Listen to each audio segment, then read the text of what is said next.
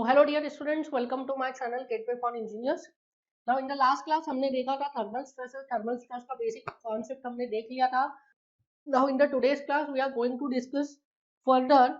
So the next topic is thermal stress in composite bar.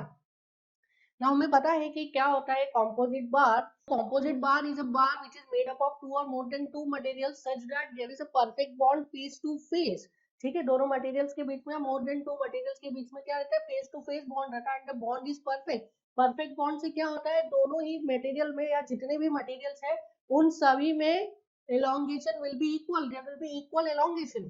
So इसमें लिखिए case 1 two bars are connected face to face. इसको ऐसा भी बोलते हैं one over another. So two bars are connected face to face is subjected to increase in temperature. Two bars connected face to face subjected to increase in temperature. Now इसमें देखिए क्या है, there are two bars. I am assuming one is steel and other is copper. So these are the two materials. One is steel, other is copper, and these two material are joined face to face and there is a perfect bond. ठीक है, ये दोनों material क्या है, face to face joined है and इन दोनों के बीच में there is a perfect bond. Now just for understanding मैं क्या कर रहा हूँ, इसका एक एंड फिक्स कर रहा हूँ. Just for understanding, it is not necessary. हमें पता है in the case of thermal stresses अगर एक एंड फिक्स्ड है दूसरा फ्री है, it is equivalent to both the ends are free. Just for understanding मैंने एक एंड को फिक्स कर दिया ताकि हम इजीली इसको समझ पाए. नाउ अब क्या हो रहा है कि इस असेंबली का, इस कंपोजिट बार का टेम्परेचर इंक्रीज किया जा रहा है या डिक्रीज किया जा रहा है. हम अज्यूम कर रहे हैं कि अभी इंक्रीज किया जा रहा है, बाकी दोनों ही केसेस में सेम होगा. ना अब क्या किया जा रहा है, इस असेंबली का टेम्परेचर इंक्रीज किया जा रहा है. ना जब इस असेंबली का टेम्परेचर इंक्रीज करेंगे तो we know that alpha of steel कितना होता है, इट इज 12 into 10⁻⁻6 पर degree Celsius. Alpha of copper कितना होता है, इट इज 16 into 10⁻⁻6 पर डिग्री सेल्सियस. इसके अलावा और भी मटेरियल का हम देख लेते हैं जो स्टैंडर्ड मटेरियल है. Alpha for brass is 17 into 10⁻⁻6 पर degree Celsius. Alpha for gun metal is 19 into 10⁻⁻6 per degree Celsius and alpha for aluminum is 23 into 10⁻⁻6 per degree Celsius. ये कुछ जो स्टैंडर्ड मटेरियल है इनके आपको कोफिशिएंट ऑफ थर्मल एक्सपांशन याद होना चाहिए, क्योंकि कई बार एग्जाम में क्या होता है कि वो अल्फा की वैल्यूज नहीं देते हैं. अभी रिसेंटली 1-2 साल पहले ही इंजीनियरिंग सर्विसेज के ऑब्जेक्टिव में एक क्वेश्चन आया था इन मैकेनिकल ब्रांच, उसमें अल्फा का वैल्यू नहीं दिया था. ठीक है, ऑब्जेक्टिव वाज इजी, बट दो मटेरियल्स थे उसमें पूछा था, इसी टाइप का अरेंजमेंट था, पूछा था किसमें कॉम्प्रेसिव स्ट्रेस आएंगे किसमें टेंसाइल स्ट्रेस आएंगे, बट अल्फा का वैल्यू नहीं दिया था दोनों ही मटेरियल के लिए. तो आपको एक रफ आइडिया होना चाहिए, आपको पता होना चाहिए अल्फा की वैल्यू कितनी होती है. सो यहाँ पे देखिए इन दिस केस कॉपर के लिए अल्फा कितना है, the alpha for copper is 16 into 10⁻⁻6 and alpha for steel is what, alpha for steel is 12 into 10⁻⁻6. now in this case दोनों ही मटेरियल का लेंथ क्या है, length is same for both the material, जैसा कि generally होता है in the case of composite bar. Generally in the case of composite bar दोनों ही मटेरियल का लेंथ क्या होता है, सेम होता है, पर अगर लेंथ अलग अलग भी है तो भी ये कॉन्सेप्ट एप्लीकेबल रहेगा. सो अल्फा फॉर स्टील कितना है, 12 into 10⁻⁻6 and alpha for copper कितना है, 16 into 10⁻⁻6. मतलब इसका मतलब क्या है, for a particular rise in temperature, अगर दोनों ही मटेरियल में मैं यूनिफॉर्म टेम्परेचर रेज करता हूँ 3 डिग्री सेल्सियस से, तो उससे क्या होता है, जो कॉपर है वो क्या करेगा, ज्यादा एक्सपांड होना चाहेगा और स्टील जो है वो कम एक्सपांड होना चाहेगा. क्या होगा, कॉपर का अल्फा ज्यादा है. फ्री एक्सपांशन का फॉर्मूला क्या होता है, free expansion is L alpha delta T.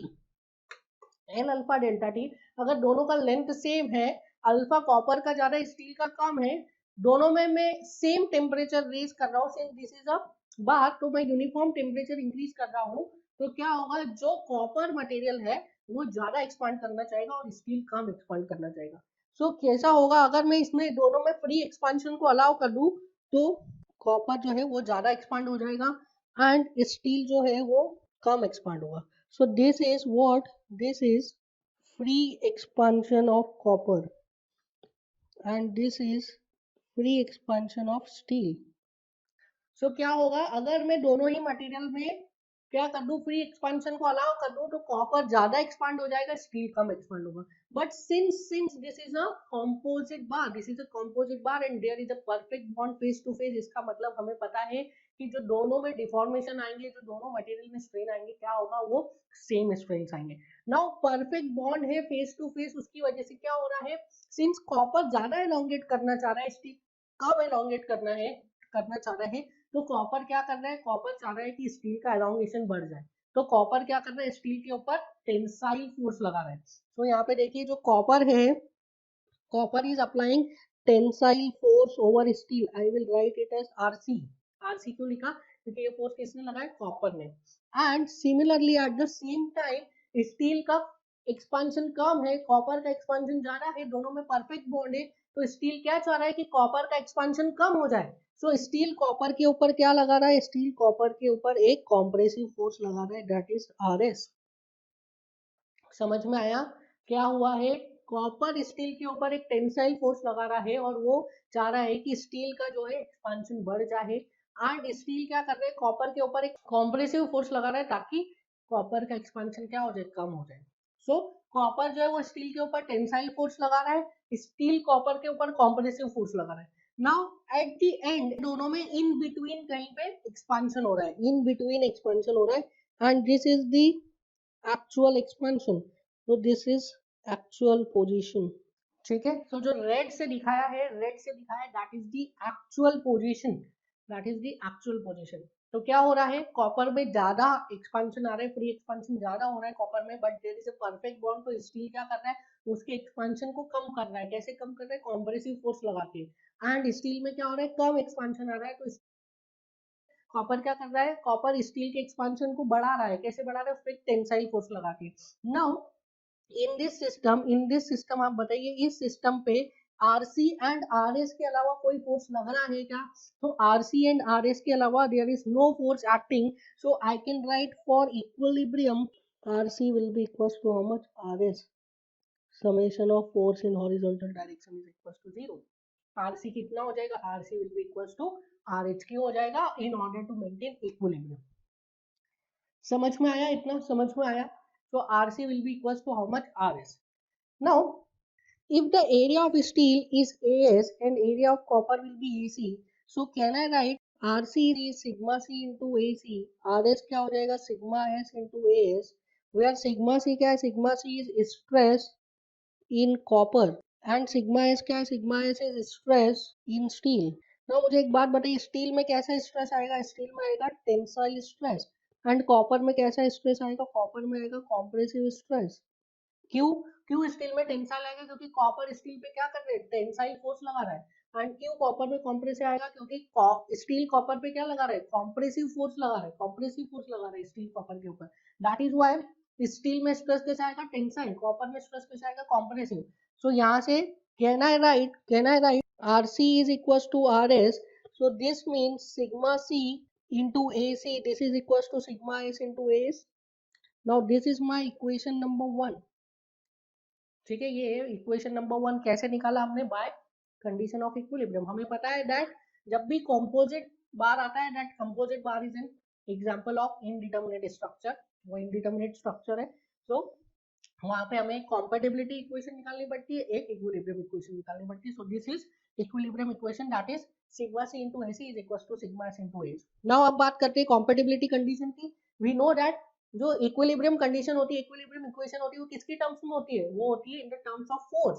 And compatibility equation किसकी टर्म्स में होती है, compatibility equation is in the terms of deflection. So can I right net deflection of steel is equals to net deflection of copper.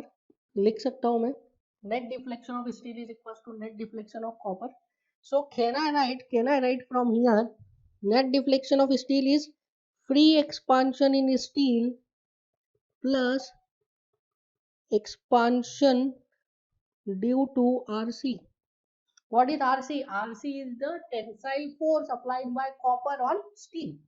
Net deflection of copper को क्या मैं ये लिख सकता हूँ, it is free expansion of copper minus contraction due to RS.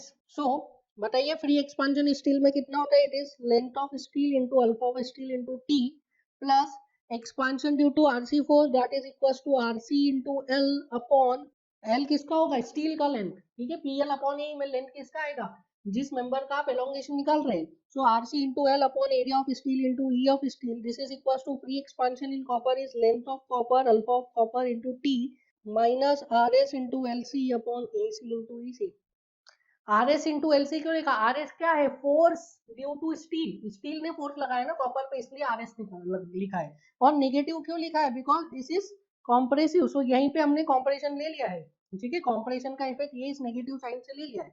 So can I right LS into alpha S into T, what is RC? RC is equals to RS, लिख सकता हूँ मैं RC is equals to RS is equals to R ले लेते हैं. RC is equals to RS is equals to R which is equals to sigma C into AC which is equals to sigma S into AS. So RC को लिख रहा हूँ मैं sigma S into AS upon AS into LS upon ES. This is equals to LC into alpha C into T minus RS को क्या लिख रहा हूँ मैं, RS को लिख रहा हूँ sigma C into AC into LC upon AC into EC. So यहाँ से AC कट गया, AS कट गया, you will get LS into alpha S into T plus sigma S into LS upon ES. This is equals to LC into alpha C into T minus sigma C into LC upon EC. Now this is equation number 2. Now you are having two equation 1 and 2, two unknowns sigma C and sigma S. You can easily solve. ठीक है, हमारे पास दो equations है, दो unknowns है, हम इसको easily solve कर सकते हैं. समझ में आया क्या हो रहा है. The bar is free in this case. देखिए ये केस अलग क्यों है because in this case the bar is free, bar पे कोई रिस्ट्रिक्शन नहीं है, एक एंड से फिक्स है दूसरे एंड से इट इज फ्री, और वो भी फिक्स एंड क्यों लगाया फॉर अंडरस्टैंडिंग बस हमने लगाया था. So the bar is free to expand, bar free to expand है, फिर भी बार में स्ट्रेस आ रहे क्यों आ रहे बिकॉज ऑफ कॉम्पोजिटनेस. ठीक है, क्योंकि ये बार क्या है composite bar, it is made up of two और मोर मटेरियल एंड जो मटेरियल है उनके बीच में क्या है there is a perfect bond. Now इसी में नेक्स्ट लिखिए case number 2, two bars connected face to face को बोलते हैं one over the other is subjected to decrease in temperature. Two bars connected face to face one over the other is subjected to decrease in temperature. Now इसमें देखिए क्या हो रहा है. Again I am considering two bars. Again this is steel and this is copper.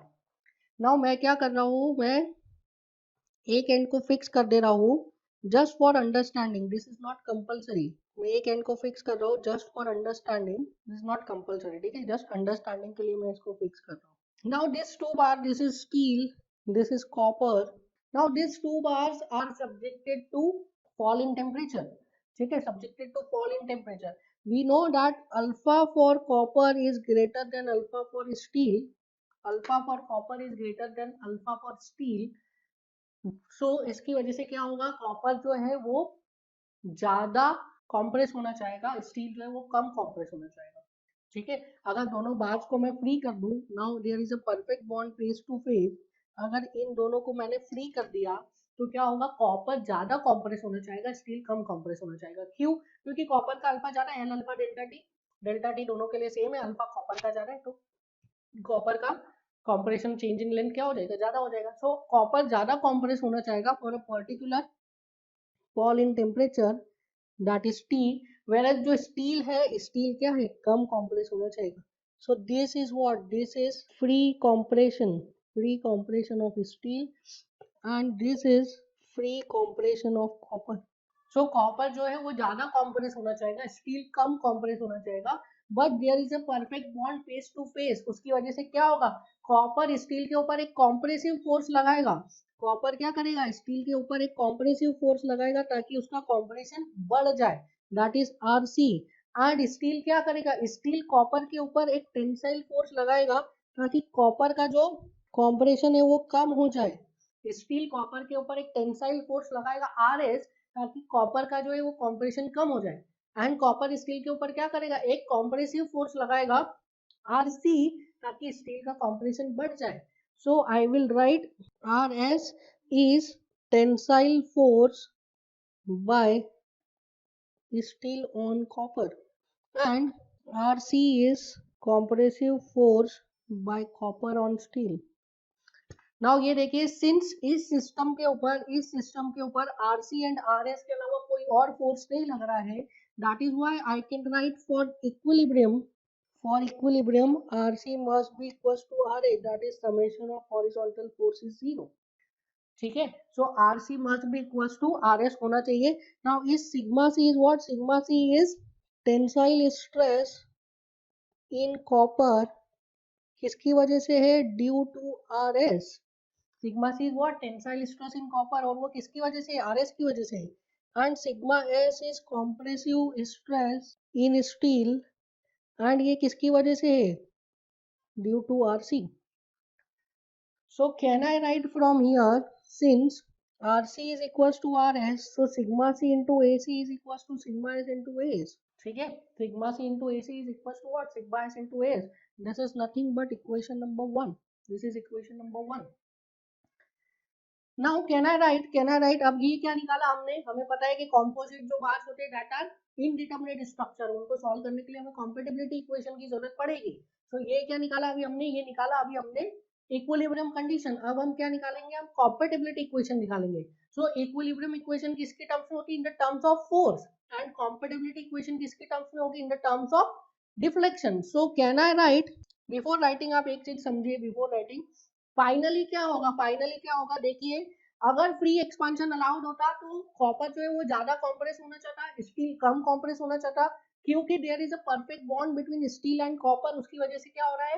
Copper steel के ऊपर एक compressive force लगा रहा है ताकि उसका कॉम्प्रेशन बढ़ जाए, एंड स्टील कॉपर के ऊपर एक टेंसाइल फोर्स लगा रहा है ताकि उसका कॉम्प्रेशन कम हो जाए। एंड फाइनली क्या हो रहा है? फाइनली दोनों का जो डिफ्लेक्शन है वो इन बिटवीन कहीं पर हो रहा है, इन बिटवीन कहीं पे फाइनल डिफ्लेक्शन आ रहा है, final compression steel and copper में कहीं इन बिटवीन आ रहा है। सो जो रेड है, दिस इज फाइनल पोजीशन। सो यहाँ से देखिए, फाइनल पोजीशन से देख के क्या मैं ये बोल सकता हूँ, जो नेट डिफ्लेक्शन है स्टील में, आप स्टील को देखिए, net deflection in steel it is equal to free compression of steel plus ये डिफ्लेक्शन ड्यू टू आरसी है। फ्री कॉम्प्रेशन जितना हुआ स्टील में plus compression due to RC आ जाएगा। सिमिलरली कॉपर की मैं अगर बात करूं तो कॉपर में जो नेट डिफ्लेक्शन हुआ है, क्या मैं उसको बोल सकता हूँ? Free compression in copper minus elongation due to RS. समझ में आया? So net deflection in steel हो गया compression in steel, that is free compression in steel plus compression due to RC force, and net deflection in copper हो गया that is free compression in copper minus deflection due to, और you can say expansion due to RS force. And ये जो दोनों material steel और copper में जो final deflection आ रहा है, फाइनल नेट डिफ्लेक्शन आ रहा है, वो क्या है? बराबर है। So I can write net deflection in steel, this is equals to net deflection in copper. Now net deflection steel में कितना होना है? Can I write it as free contraction of steel plus contraction due to RC, लिख सकते हैं। और net deflection in copper क्या हो रहा है? This free contraction in copper minus elongation due to RS, लिख सकता हूं मैं। सो बताइए, फ्री कॉम्प्रेशन कितना आ रहा था स्टील में? It is L S alpha S T, से डेल्टा टी भी लिख सकते हैं, plus contraction due to RC हो जाएगा, it is RC into L S upon A S into E S. This is equal to free contraction of copper is L C into alpha C into delta T minus elongation due to R S, it is R S into L C upon A C into E C. Now यहाँ पे कुछ students को confusion होता है कि ये जो compression है इसको आपने नेगेटिव क्यों नहीं लिखा। सो आप इस कॉम्प्रेशन को नेगेटिव लिख दीजिए, इस कॉम्प्रेशन को भी नेगेटिव लिख दीजिए, इस कॉम्प्रेशन को भी नेगेटिव लिख दीजिए, फिर ये इलोंगेशन को आपको पॉजिटिव लिखना पड़ेगा। सो ये नेगेटिव नेगेटिव नेगेटिव हो जाएगा और ये क्या हो जाएगा? पॉजिटिव हो जाएगा। It is one in the same thing. हमने उस चीज को डायरेक्टली इस इक्वेशन में इनकॉर्पोरेट कर लिया है। Contraction plus contraction is equal to copper का कॉन्ट्रैक्शन माइनस कॉपर का एलोंगेशन, हमने वहीं पे इनकॉर्पोरेट कर लिया है। आप चाहे तो यहाँ माइनस माइनस माइनस लिख के यहाँ पे प्लस भी लिख सकते हैं, that is one in the same thing. दोनों साइड पे माइनस मल्टीप्लाई कर दीजिए। Now we know that RC is equal to RS is equals to R, so I can write LS into alpha S into delta T plus R upon AS into LS upon ES. this is equals to LC into alpha C into delta T minus R into LC upon AC into EC. Now this R upon AS क्या हो गया, stress in steel, R upon AC क्या हो गया, stress in copper. So I can write LS into alpha S into delta T plus stress in steel into LS upon ES. This is equals to LC into alpha C into delta T minus stress in copper into LC upon EC. Now this is what, this is equation number 2. ठीक है, so आपके पास दो equations हैं, you are having two equations 1 and 2, you are having two unknowns, that is sigma s and sigma c. ठीक है, आपके पास दो इक्वेशन है, दो अननोन से आप इजीली सॉल्व कर सकते हैं. मोर ओवर जो ये इक्वेशन 2 आया है, इक्वेशन 1 आया है, this is same in both the cases. दोनों केसेस में क्या है, सेम इक्वेशन आया है. ठीक है, अब देखिए आप यहाँ पे ध्यान दीजिए, ये जो सिग्मा एस है, यहाँ पे आपको क्या रखना है, मैग्नीट्यूड रखना है. इन बोथ द केसेस जो स्ट्रेस है, स्ट्रेस में आपको डायरेक्टली मैग्नीट्यूड रखना है. हमने साइन को ऑलरेडी इनकॉर्पोरेट कर लिया है. दैट स्ट्रेस इन स्टील क्या आ रहा है, compressive, and stress in copper क्या आ रहा है, टेंसाइल. वो साइन को हमने पहले ही इनकॉर्पोरेट कर लिया है. आपको सिर्फ और सिर्फ क्या रखना है, यहाँ पे मैग्नीट्यूड रखना है इन बोथ द केसेस. अब इसको थोड़ा सा हम एनालाइज करते हैं. ये तो हमने केस लिया फॉर स्टील एंड कॉपर. आप इसको जनरली एनालाइज कीजिए, इसको थोड़ा सा जनरली एनालाइज कीजिए. So अब हम in general analysis करते हैं. In general analysis, that is there is a composite bar such that alpha 1 is less than alpha 2. ठीक है, composite bar which is made up of two materials such that alpha 1 is less than alpha 2. So in this case आप बताइए, if rise in temperature, अगर temperature में rise होता है तो आप बताइए सिग्मा 1 ज्यादा आएगा या सिग्मा 2. सिग्मा 1 का नेचर क्या होगा, सिग्मा 2 का नेचर क्या होगा. So if there is a composite bar और कंपोजिट बार में टेम्परेचर राइज हो रहा है and alpha 1 is less than alpha 2, so sigma 1 will be what, sigma 1 will be tensile and sigma 2 will be compressive. आप इसको easily देखिए, easily आप इसको याद रख सकते हैं. अल्फा 1 कम है, अल्फा 2 जा रहा है. ठीक है, अल्फा 1 कम है, अल्फा 2 जा रहा है, मतलब सेकंड वाला मटेरियल ज्यादा एक्सपांड होना चाहेगा. राइज इन टेम्परेचर है तो सेकंड वाले मटेरियल में ज्यादा एक्सपांशन आएगा. तो फर्स्ट वाला मटेरियल क्या करेगा, सेकंड वाले मटेरियल पे कॉम्प्रेशन लगाएगा. सो सेकंड वाले मटेरियल पे क्या आ रहा है, कॉम्प्रेशन आ रहा है. फर्स्ट वाले मटेरियल का अल्फा कम है तो फर्स्ट वाला मटेरियल कम एक्सपांड होना चाहेगा. तो सेकंड वाला मटेरियल फर्स्ट वाले मटेरियल पे क्या लगाएगा, टेंशन लगाएगा. तो if there is rise in temperature, तो जिसका अल्फा कम है उसमें क्या आएगा, टेंशन आएगा. जिसका अल्फा ज्यादा है उसमें क्या आएगा, कॉम्प्रेशन आएगा. Simple. If there is rise in temperature, जिसका अल्फा कम है उसमें टेंशन आएगा, जिसका अल्फा ज्यादा है उसमें कॉम्प्रेशन आएगा. if there is fall in temperature, so sigma 1 will be compressive and sigma 2 will be tensile. ठीक है, so जिसका अल्फा कम होगा उसमें क्या आएगा, कॉम्प्रेशन आएगा. जिसका अल्फा ज्यादा आएगा उसमें क्या आएगा, टेंशन आएगा. देखिए, if there is fall in temperature, तो जिसका अल्फा ज्यादा है वो क्या होगा, ज्यादा कॉम्प्रेस होगा. ठीक है, उसमें क्या होगा, टेंसाइल स्ट्रेस लगेगा ताकि उसका कॉम्प्रेशन कम हो जाए. जिसका अल्फा कम है वो क्या होगा, कम कॉम्प्रेस होगा, तो उसमें कॉम्प्रेशन लगेगा ताकि उसका कॉम्प्रेशन बढ़ जाए. सो जिस इन the case of fall in temperature, जिसका अल्फा कम है उसमें क्या आएगा, कॉम्प्रेशन. जिसका अल्फा ज्यादा है उसमें क्या आएगा, tension. The next numerical is in front of you. A square plate of dimension L cross L is rigidly held along its three edges and free to move along the fourth edge. If the temperature is increased by T degree Celsius with delta T degree Celsius, then calculate the expansion along its fourth edge. So इस numerical में क्या दिया है, इस numerical में there is a plate. Now जब भी आपसे प्लेट की बात करेगा तो वो क्या बोलना चाह रहा है, it is a two dimensional analysis. ठीक है, अगर आपसे प्लेट की बात कर रहा है तो दैट मींस कि थर्ड डायमेंशन में एनालिसिस नहीं कर रहा है. That is the case of 2D analysis. So there is a plate of size L cross L. L cross L size का there is a plate and this plate is restrained along three directions. अब यहाँ पे क्या बच्चे confuse होते हैं, along the three direction. चलो ठीक है, इसमें लगा दो sigma is equal to E alpha delta T upon 1 minus 2. अरे आप समझो तो वो प्लेट का केस दे रहा है एंड प्लेट के केस में क्या, देयर इज 2D एनालिसिस. तो अलोंग द थ्री डायरेक्शन में z डायरेक्शन तो है ही नहीं. ठीक है, अलोंग द थ्री एजेस लिखा है, अलोंग द थ्री डायरेक्शन नहीं लिखा है. ठीक है, सो यहाँ पे इफ आई कंसीडर एक्सिस, अगर एक्सिस को कंसीडर करूँ तो this is y axis and this is x axis. So y axis में क्या है, there is constraint and x axis में क्या है, it is free to expand. हमने देखा था if the beam is fixed at one end, then in that case it is free to expand. अगर दोनों ही ends पर fixed है like this, then only it is constrained. अगर एक end पे fixed है like this, then it is free to expand. इसकी size क्या है, it is L cross L. The size is L cross L. So L cross L, length is also, sorry, depth is also L and width is also L. So can I write free expansion in x direction, it is equals to how much? It is equals to L alpha delta t. Free expansion in y direction, अब student बोलते free expansion इन y direction तो zero होगा. अरे actual expansion y direction में zero होगा. Free expansion का मतलब क्या होता है? फ्री एक्सपांशन का मतलब होता है जो भी रेस्ट्रेंट है वो सब हटा दीजिए और फिर बताइए कि कितना एक्सपांशन हो रहा है, इसलिए तो हम फ्री एक्सपांशन बोल रहे हैं ना. सो free expansion in y direction is also L alpha delta t. सो अगर मैं x डायरेक्शन की बात करूं तो इन x डायरेक्शन एक्चुअल एक्सपांशन कितना है? Actual expansion is zero. So question में हमसे अब क्या पूछा है? क्वेश्चन में हमसे पूछा है कि calculate the expansion along the fourth edge के अलोंग हमें एक्सपांशन निकालना है. तो हमें ये वाली डायरेक्शन में क्या निकालना है? इस डायरेक्शन में एक्सपांशन निकालना है. नाउ हमें पता है कि जब किसी एक डायरेक्शन में कंस्ट्रेंट रहता है, किसी एक डायरेक्शन में कंस्ट्रेंट रहता है तो उस डायरेक्शन में क्या होता है? स्ट्रेसेस डेवलप होती है. सो कैन आई राइट कि ये y डायरेक्शन में स्ट्रेस डेवलप होगी सिग्मा. और अगर y डायरेक्शन में सिग्मा स्ट्रेस हो रही है दैट इज कॉम्प्रेसिव स्ट्रेस होगी ना. अगर टेम्परेचर बढ़ा होगा तो स्ट्रेस कैसा लगेगा? कॉम्प्रेसिव. सो अगर y डायरेक्शन में कॉम्प्रेसिव स्ट्रेस लग रही तो क्या उसकी वजह से x डायरेक्शन में एक्सपांशन होगा ड्यू टू पॉइजन्स रेशियो. और x डायरेक्शन में एक एक्सपांशन तो ऑलरेडी हो रहा है due to rise in temperature.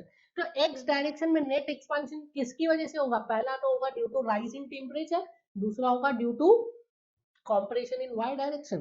So can I write expansion in x direction will be equals to first due to rise in temperature and second due to compressive stress in y direction. ठीक है, y direction में compressive stress लग रही है उसकी वजह से क्या होगा? x direction में expansion होगा. कितना होगा? We can calculate it by Poisson's ratio. So I can write by Poisson's ratio, can I write lateral strain is equals to minus mu into longitudinal strain. लिख सकते हैं. So can I write stress कितना आएगा? Stress in y direction. अभी हमने देखा जब एक डायरेक्शन में कंस्ट्रेंट होता है तो उसमें स्ट्रेस कितना आता है? It is E alpha delta t which will be negative. Stress कितना हो गया? E alpha delta t. So strain कितना हो गया? Strain in y direction this is equals to minus of E alpha delta t upon E which is equals to minus alpha delta t. Now ये क्या है? Strain in y direction. This is what? This is nothing but longitudinal strain. This is longitudinal strain. So can I write lateral strain? This is equals to minus mu into minus alpha delta t. This is equals to mu alpha delta t. Now ये lateral strain क्या है? This lateral strain is nothing but strain in x due to stress in y.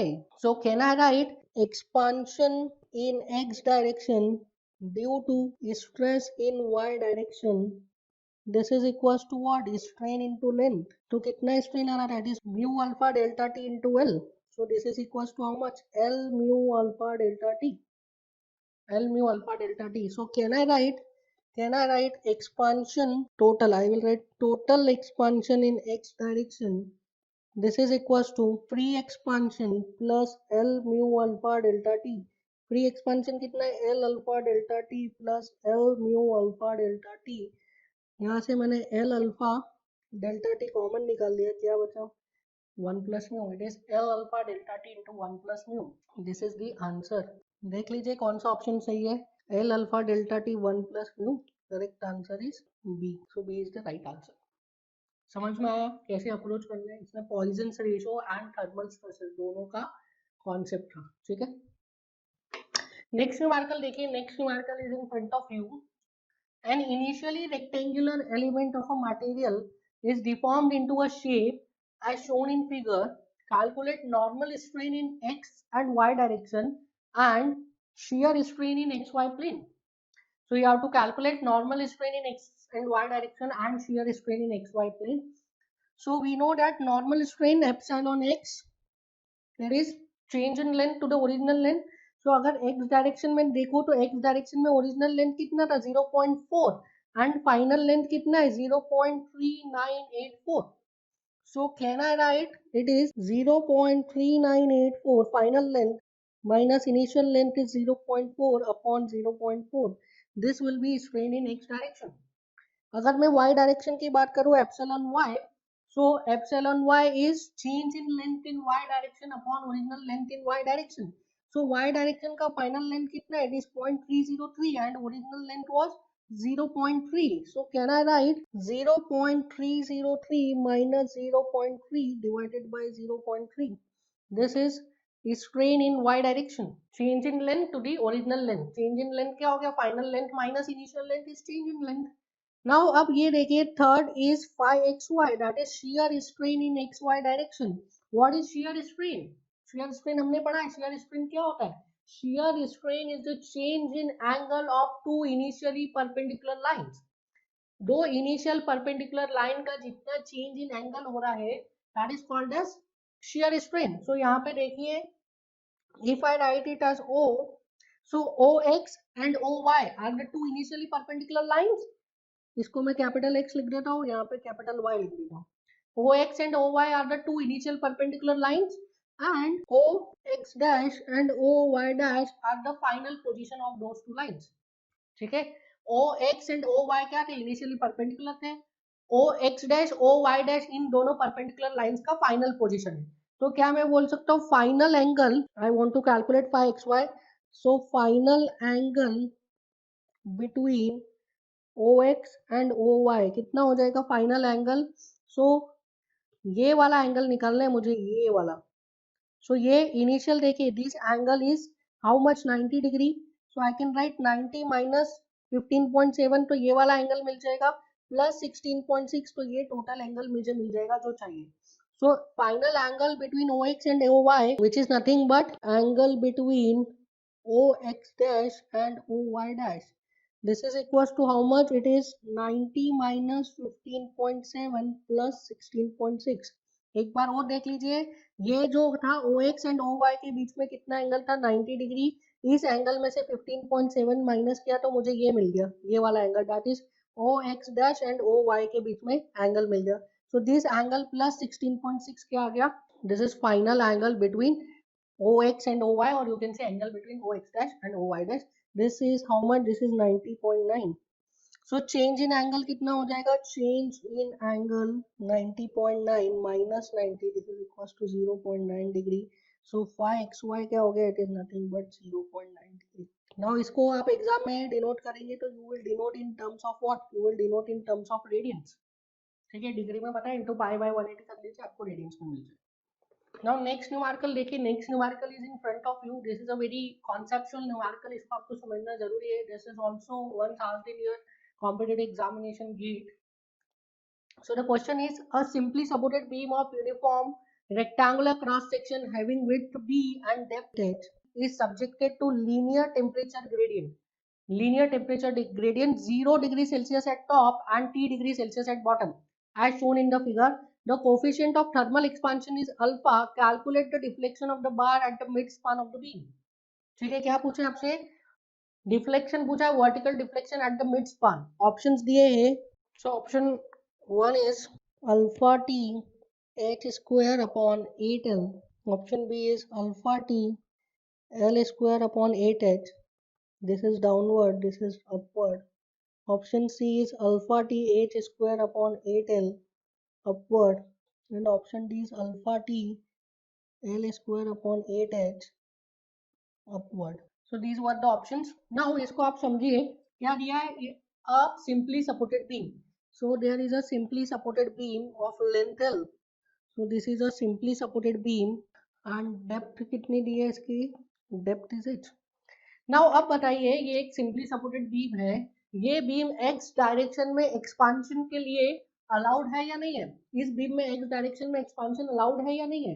क्या ये beam x direction में expand कर सकती है या तो फिर x डायरेक्शन पे कोई रेस्ट्रिक्शन है? बताइए. Since this beam is resting on a roller support, देखिए राइट वाले साइड में क्या है? There is a roller support.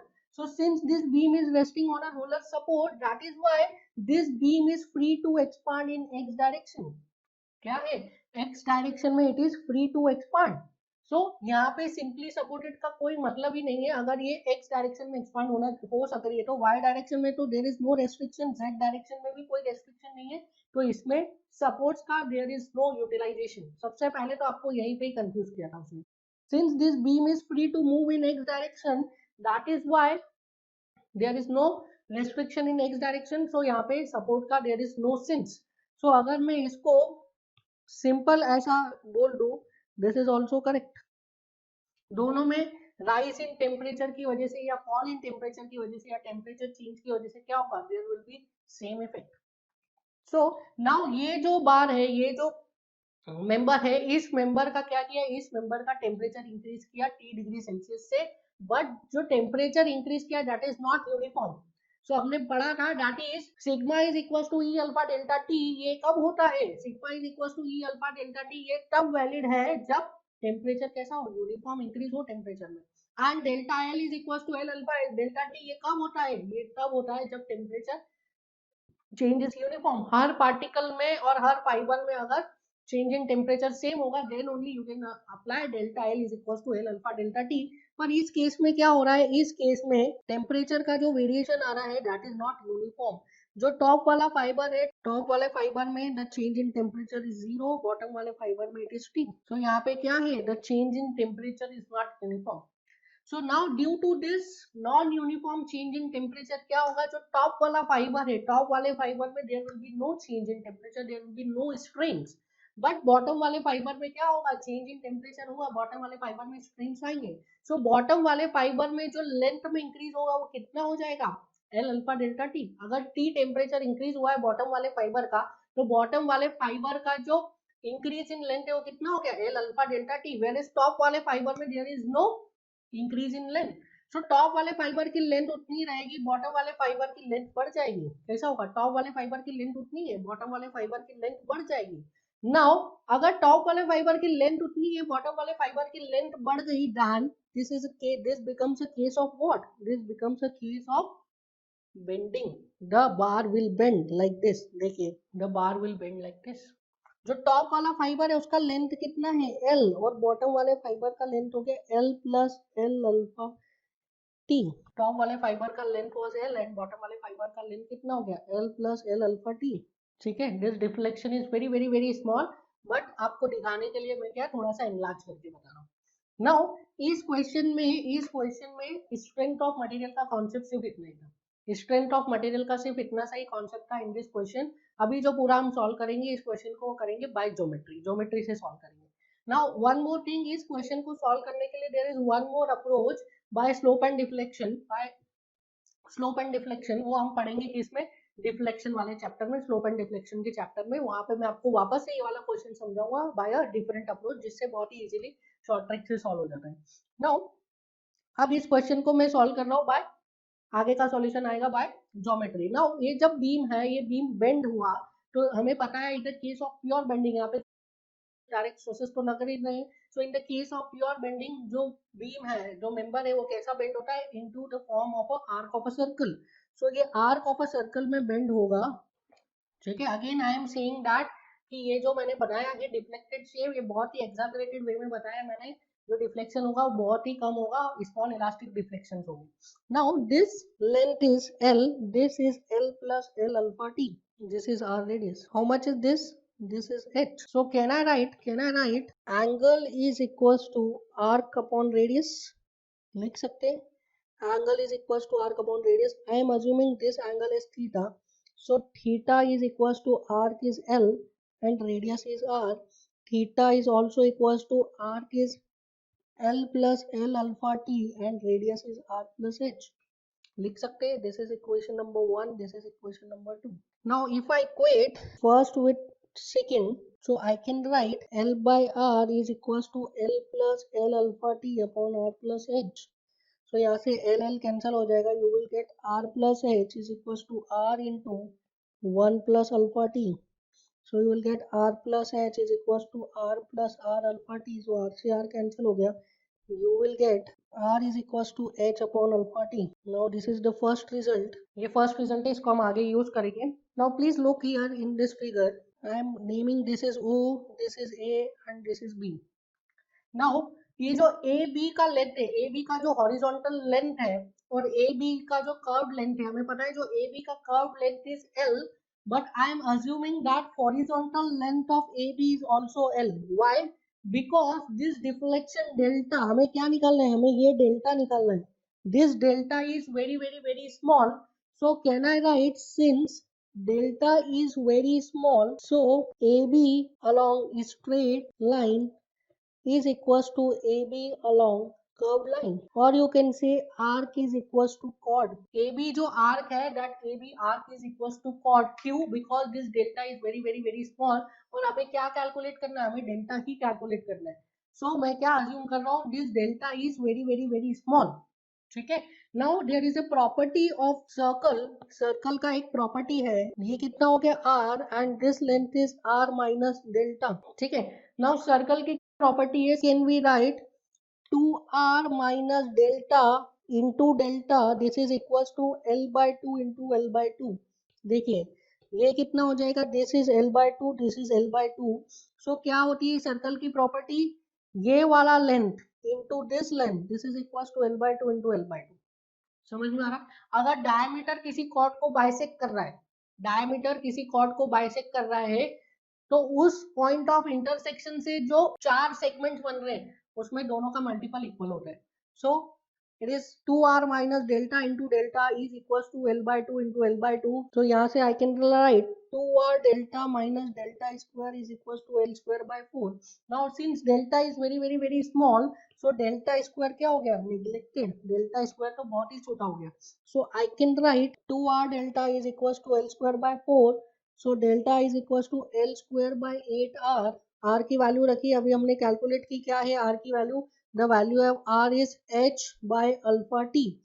So delta कितना हो जाएगा, delta is equals to l square upon 8 into h by alpha t. So delta लिख सकता हूँ, it is l square alpha t upon 8h. कौन से डायरेक्शन में आ रहा है, कौन सी डायरेक्शन में आ रहा है delta, it is in downward direction.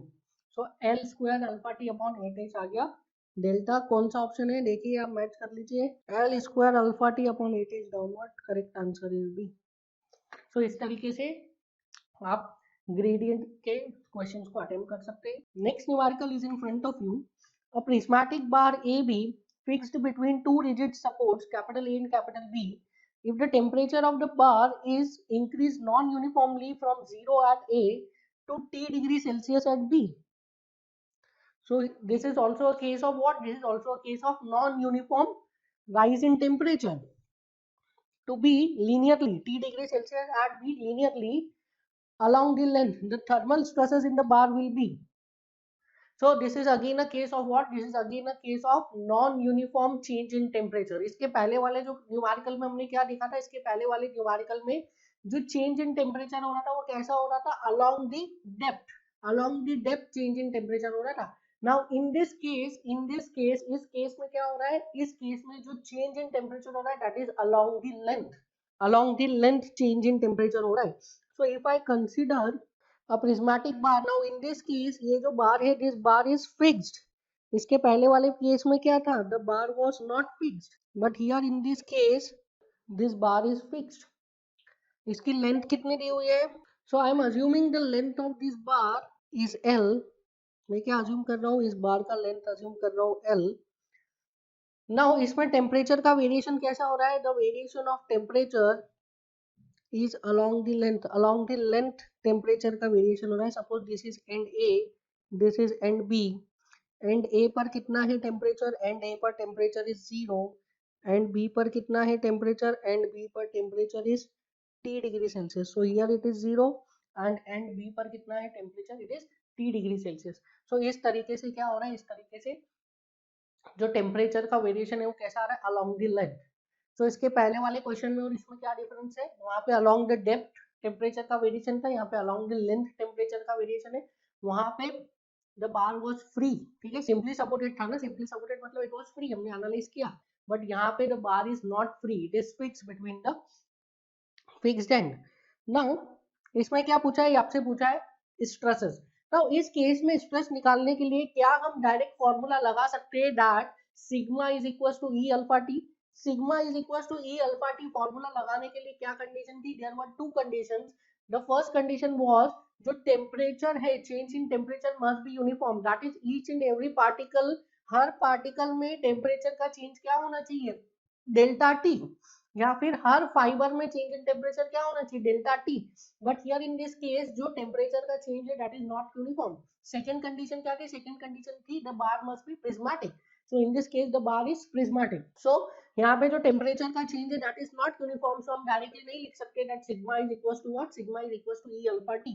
Now what we have to do then, हमें क्या करना पड़ेगा, we have to consider a element, हमें एक एलिमेंट कंसीडर करना पड़ेगा। सो I am considering an element of very small thickness dx. So this is an element of very small thickness dx and ये thickness इतना छोटा है कि इस thickness के along जो change in temperature है that change in temperature is negligible. So I can say कि इस thickness के along क्या है, temperature is uniform, the change in temperature is uniform. So I am considering this element at a distance of small x from end A, at a distance of small x from end A. So can I write the value of delta tx, delta tx की value निकाल सकते हैं हम, delta tx is question mark, so by similar triangle I can write t by l is equals to delta tx upon small x. So delta tx is equals to t into x by l. What is this delta tx? Delta tx is the change in temperature in this small element. ये जो small element है उसमें change in temperature है. Now I will calculate deformation of this small element. ये जो small element है इसका मैं क्या calculate करूँगा, free expansion calculate करूँगा due to change in temperature. Now we know that free expansion किसी एक बार के लिए free expansion का बात करें तो बार के लिए free expansion की value क्या होती है, the free expansion of a bar is L alpha delta T, but वहां पे कंडीशन क्या होती है, the condition is temperature must be uniform, the change in temperature must be uniform. But here in this case ये जो complete बार है हमारा, ये जो मेंबर है, इस मेंबर के लिए क्या हम लगा सकते हैं, delta L is equal to L alpha delta T, नहीं लगा सकते because temperature change is not uniform. So हम क्या कर रहे हैं, हम ये एलिमेंट ले रहे हैं। नाउ फॉर दिस एलिमेंट क्या मैं बोल सकता हूँ कि temperature change is uniform, yes, for this small element temperature change is uniform. So can I write free expansion of element, free expansion of element कितना हो जाएगा, it is, I will write it as delta dx and it is equals to pl upon, it is equals to l alpha t होता है। so l इसकी length कितनी है, इसकी length is small dx, alpha तो same होता है and इसका टेम्परेचर चेंज है t into x by l. So can I write, if I want to find free expansion of the member का free expansion क्या हम calculate कर सकते हैं। So free expansion of the member निकालने के लिए I have to integrate it from 0 to L delta dx is integration of 0 to L t into alpha by L into x dx. So from here can I write integration of 0 to L dx, that is total deflection delta L, this is equals to how much, this is equals to t into alpha by L into integration of x dx क्या हो गया, x square by 2 from 0 to L. So delta L क्या हो गया, alpha t L by 2. So this is free expansion of member or the bar. So member का free expansion कितना आ गया यहाँ पे, alpha into t into L by 2. Now actual expansion कितना है, actual expansion of member is how much, it is equals to 0. So expansion registered कितना हो गया, expansion registered it is equals to alpha TL by 2 minus 0, that is alpha TL by 2. Can I say strain registered, कितना आ जाएगा, strain registered is alpha TL by 2. So stress developed कितना हो जाएगा, stress developed will be epsilon into E. So E alpha T by 2. So sigma जो आएगा in this case E alpha T by 2, stress is E alpha T by 2. So जो stress develop होगा in the bar it is E alpha T by 2. Now इसमें students को बहुत ही ज्यादा confusion होता है, हमने क्या कैलकुलेट किया that this sigma and this sigma is equals to e alpha t by 2, this is equals to e alpha t by 2. now यहाँ पे स्टूडेंट्स को बहुत ही ज्यादा कंफ्यूजन होता है कि जब टेम्परेचर जो है, टेम्परेचर नॉन यूनिफॉर्मली हमने इंक्रीज किया है, एक एंड पे हमने टेम्परेचर 0 इंक्रीज किया, दूसरे एंड पर टेम्परेचर हमने T इंक्रीज किया है, तो दोनों एंड पर सेम स्ट्रेसेस कैसे लग रहे हैं। नाउ दोनों एंड पर सेम स्ट्रेस इसलिए लग रहे हैं because the bar is prismatic, इसके बारे में हम पहले भी डिस्कशन कर चुके हैं। सपोज यहाँ पे दोनों एंड पर सेम स्ट्रेस नहीं लग रहे हैं, बट ये सपोर्ट क्या कर रहा है, ये सपोर्ट क्या कर रहा है, ये सपोर्ट आपको रिएक्शन दे रहा है। This support is providing reaction. Suppose this is R A and this is R B. Support कैसे प्रिवेंट कर रहा है elongation of the bar, support prevent कर रहा है elongation of the bar by applying reaction. तो सपोर्ट जो है वो रिएक्शन दे रहा है R A and R B. Now अब मुझे एक बात बताइए, ये जो सिस्टम है पूरा, this is a system. Now इस सिस्टम में R A and R B के अलावा कोई और फोर्स लग रहा है? नहीं, इस सिस्टम में R A and R B के अलावा कोई और फोर्स नहीं लग रहा है। दैट मीन्स अगर इस सिस्टम को स्टेबल इक्विलिब्रियम में रहना है तो R A must be equals to what, R A must be equals to R B होना ही पड़ेगा। ठीक है। Now since R A is equals to R B, R A equals to R B है क्यों? Because this system is in state of static equilibrium and the bar is prismatic. Bar prismatic है, R A R B के बराबर है। That means जो stresses आएंगे that stress will be same. A point पर भी उतना ही स्ट्रेस होगा जितना बी पॉइंट पे स्ट्रेस होगा। So stress sigma at A is equals to E alpha t by 2 and sigma at B is equals to E alpha t by 2। यही आ रहा था ना, E alpha t by 2। समझ में आया? नाउ अब देखिए, इस क्वेश्चन को एक्चुअल में आपको सॉल्व करने की जरूरत नहीं था। ये क्वेश्चन अगर आप थोड़ा सा एनालाइज करते ऑप्शंस को तो आप ऐसे ही सॉल्व कर सकते थे। देखिए ऑप्शन ए क्या दिया है, ऑप्शन ए दिया है that stress is 0 at A and E alpha t at B। 0 stress at A and E alpha t at B। Now this is not possible क्योंकि हम डिस्कस कर चुके हैं that this system is in a state of static equilibrium and static equilibrium में रहने के लिए क्या है, दोनों reactions को क्या होना पड़ेगा, सेम। एंड दोनों रिएक्शन सेम है and bar is prismatic. That means क्या होगा, दोनों एंड पर स्ट्रेसेस सेम होंगे। तो फर्स्ट वाला ऑप्शन तो डायरेक्टली रॉन्ग ही हो जाता है यहाँ से, बिकॉज स्ट्रेस दोनों एंड पर अलग अलग हो ही नहीं सकते। दोनों एंड पर अगर फोर्स सेम है, उसका क्रॉस सेक्शनल एरिया सेम है, तो स्ट्रेस भी क्या होगा, सेम होगा। नाउ सेकंड वाला ऑप्शन क्या दे रहा है, E alpha t by 2 uniform along the length. ये सही हो सकता था, देखते हैं। थर्ड वाला option E alpha t uniform along the length. अब हमें ये पता है sigma is equals to E alpha t uniform along the length कब होता है, when the temperature of the bar is raised by t degree Celsius uniformly. अगर uniformly हम टेम्परेचर को रेज करते हैं तब वहां पे स्ट्रेस क्या आता है, E alpha t। But here in this case temperature was not raised uniformly, तो यहाँ पे E अल्फा t नहीं हो सकता था आंसर। समझ में आया? तो C was also not possible. D देखिए, डी ऑप्शन का वही रीजन है जो ऑप्शन 1 का रीजन था, that stress is not constant. A और बी पे स्ट्रेसेस अलग अलग है, area of cross section same है, स्ट्रेस अलग अलग है, मतलब रिएक्शंस अलग अलग लग रही है, बट वो अलग अलग रिएक्शन पॉसिबल नहीं है at end A and B. क्यों पॉसिबल नहीं है? बिकॉज इस सिस्टम में reaction at A and reaction at B के अलावा कोई और फोर्स नहीं लग रहा है। और अगर ये दोनों रिएक्शंस की वैल्यू अलग अलग हो गई, दैट मींस सिस्टम क्या हो जाएगा, अनस्टेबल हो जाएगा, which is not possible. So option D is also wrong. Correct answer is option B. Correct answer क्या है, option B. Now next numerical देखिए, next numerical, a circular tapered bar of length L having minimum diameter as D1 and maximum diameter as D2 is fixed between two rigid supports. If the temperature of the bar is increased by T degree Celsius, the value of maximum stress along the length is। Now in this case क्या है, there is an non-prismatic bar or you can say tapered bar. So this is a case of what, tapered bar, diameter is D1 and D2. It is fixed between two rigid supports. So this tapered bar is fixed between two rigid supports. If the temperature of this bar is raised by T degree Celsius, so T degree Celsius rise in temperature है, what we have to calculate, we have to calculate sigma max। sigma max is question mark। now we know that stress is what, stress sigma is equals to E alpha t। But वो E alpha t formula हम कहाँ लगाते हैं, जब temperature change is uniform and the bar is prismatic। but here in this case temperature change तो क्या है, uniform है, but the bar is not prismatic। तो इस टाइप का केस हमने देखा हुआ है।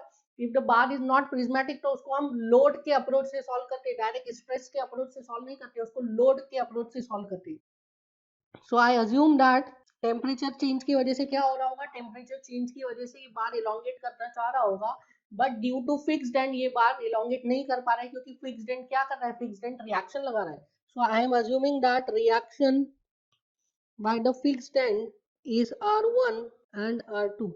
नाउ क्या ये चीज हमें एनालाइज करने की जरूरत है कि R1 R2 के बराबर होगा या नहीं?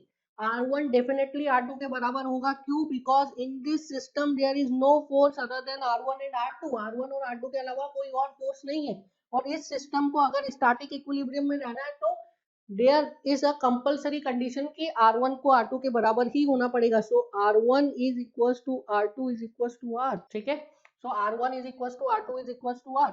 नाउ मुझे एक बात बताइए, अगर ये जो बार है दिस टेपर्ड बार अगर ये फिक्स्ड नहीं होता तो क्या इसमें कुछ फ्री एक्सपांशन होता?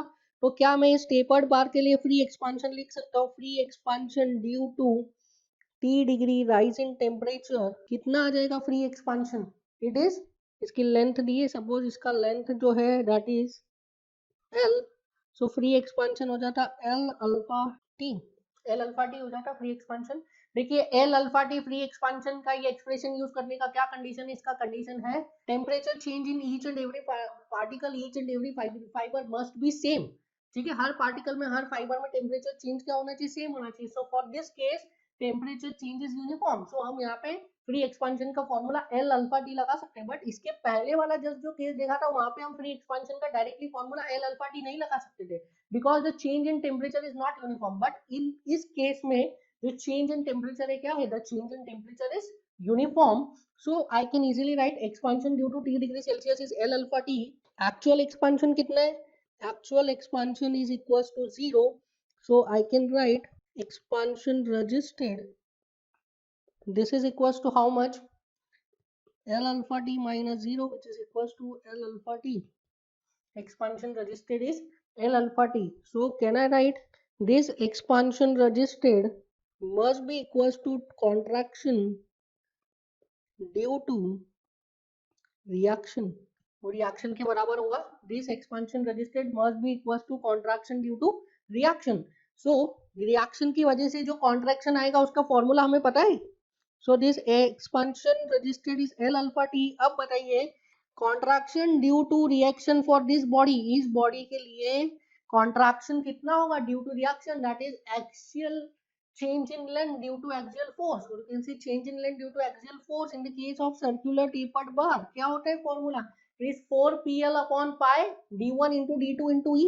So this is equals to how much? This is equals to 4R into L upon pi d1 into d2 into e होगा. Now यहाँ पे क्या होगा? आपका L से L कैंसिल हो जाएगा. So L cancel. You will get the value of R. R is equals to pi by 4 into E alpha T into D1 into D2. This is the value of R. So यहाँ से हमें R की value पता चल गई. ये reaction R1 equals to R2 equals to R है ना, तो हमें ये R1 R2 की वैल्यू पता चल गई. That is equals to R, दोनों इक्वल ही है. तो आप बताइए मैक्सिमम स्ट्रेस कहाँ पर आएगा इस मटेरियल में, इस मेंबर में मैक्सिमम स्ट्रेस कहाँ पर आएगा? तो आपको फोर्स पता है, एरिया पता है, तो मैक्सिमम स्ट्रेस कहाँ पर आएगा? जहाँ पे एरिया कम होगा. जहाँ पे एरिया कम होगा वहाँ पे स्ट्रेस ज्यादा आएगा, मैक्सिमम स्ट्रेस आएगा. So if I right sigma max, so sigma max is R upon A1 which is equals to R upon pi by 4 D1 square. So I can write sigma max, this is equals to R की value क्या है? pi by 4 into E alpha T into D1 D2 upon pi by 4 into D1 square. तो यहाँ से pi by 4 से pi by 4 चला गया, D1 से एक D1 चला गया. You will get the value of sigma max. Sigma max is equals to E alpha T into D2 by D1. So देखिए कौन सा ऑप्शन आता है. It is E alpha T into D2 by D1. Correct option is B, E alpha T into D2 by D1. I hope आपको इस तरीके से numerical समझ में आ रहे होंगे. These are all very conceptual numericals. इसमें हर न्यूमेरिकल में आपका एक अलग टाइप का कॉन्सेप्ट लग रहा है एंड आपको हमेशा डिफरेंट टाइप के न्यूमेरिकल्स का ही प्रैक्टिस करना चाहिए. So this is it for the today's class. We'll meet in the next class. Thank you.